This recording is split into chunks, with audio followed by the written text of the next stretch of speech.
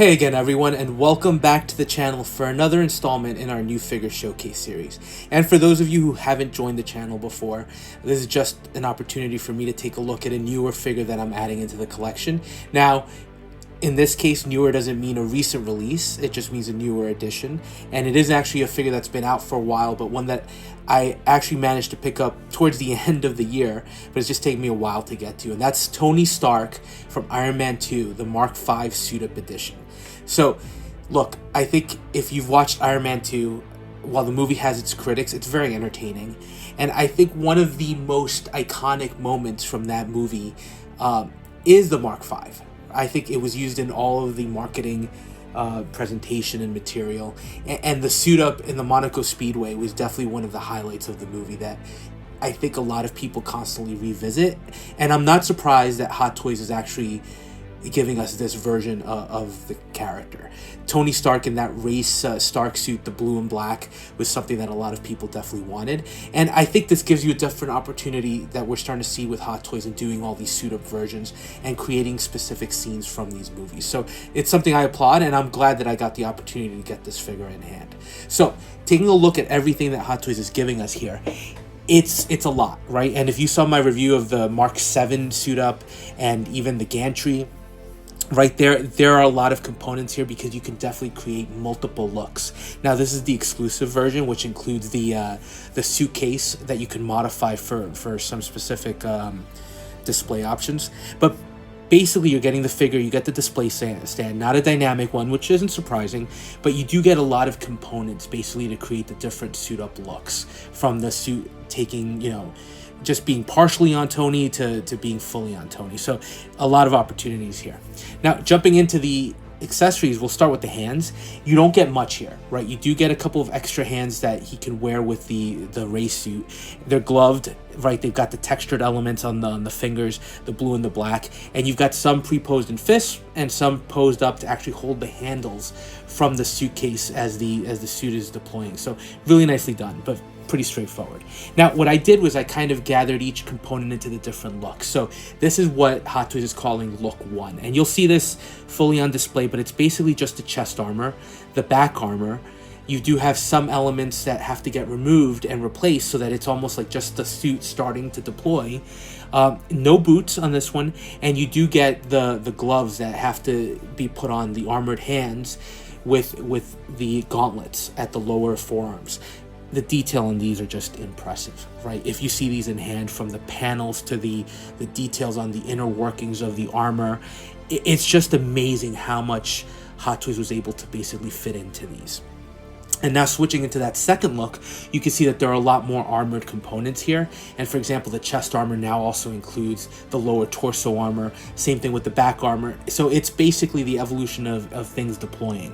And you're also getting some armored elements now for his feet, and the partial mask armors that you can put around the sculpt. So it's just much more intricate.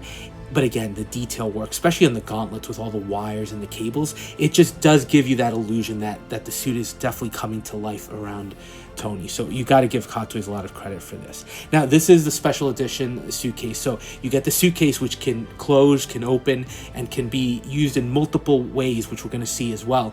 And then you get this armor component here, which is actually very intricate with a lot of fine detailed works and fine thin metal elements, which allows you to basically show Tony holding the gauntlets, picking it up, and having the start of the suit transformation. So that is really amazing. So now let's jump into the figure, and let's start with the sculpt. It's funny, this is probably one of the better Tony Stark sculpts that I've seen from Hot Toys. They've run the gamut. I think we've seen some that are very impressive to some that are a little questionable, right? But this is really a good sculpt overall. I think it looks like Tony from the movie. I think the hair, with being a little wild and kind of out of whack, is also key to that scene from the movie as well.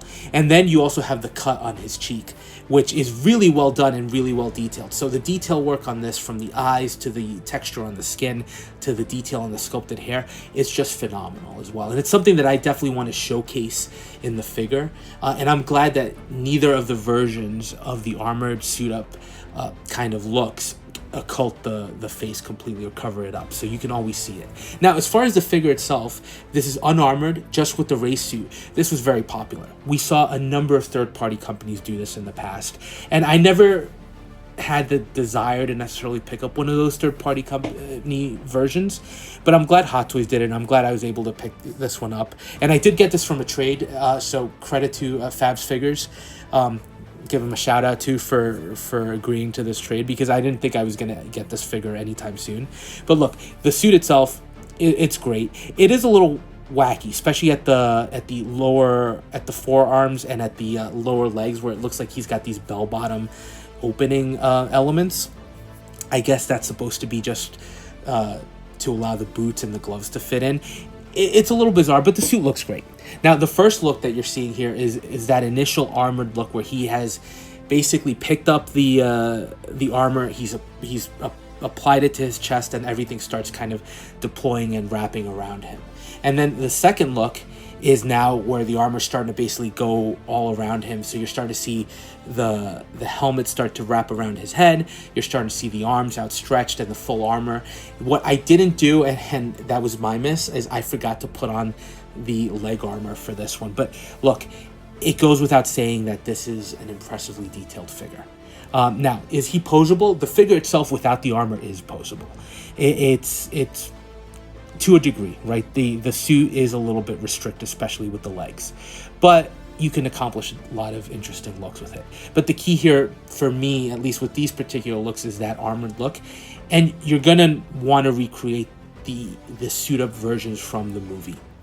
What I will tell you though, and it's the same kind of with every suit up version I've seen from Hot Toys with Iron Man figures, while the detail work is phenomenal on these, it is susceptible to basically just falling apart on you. And not breaks, but just things get pegged into very small slots or very small pins, or with small pins. So any little jostling, or as you're trying to kind of put in the different various accessories and armor plates, you do tend to have a moment where things start to fall apart, and you kind of have to just make sure that you touch up everything and reapply everything. Could be a little annoying, not the end of the world at all, because it's still a gorgeous figure, but just something to keep in mind.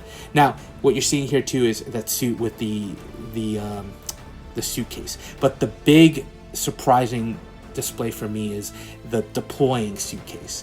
Now you can see he's a little awkwardly posed, basically to get him in position to hold the armor, but the detail work on this is phenomenal, and this does create that scene from the movie where he suits up. So look, great figure overall. I do think there's a lot to like here, and I'm glad I got the opportunity to get him. And he is a figure that is more dedicated to, sure, you could have him in a museum pose, but if you're gonna pose him up with the armor, there are very specific looks that you're going to go for, right? It's not a figure that's gonna lend itself to be ultra dynamic, but I don't think that's necessarily the point here. But it's a great release overall, and one that I'm glad I got the opportunity to pick up. So let me know your thoughts on this one, and as always, thanks for watching, and we'll touch base on the next video.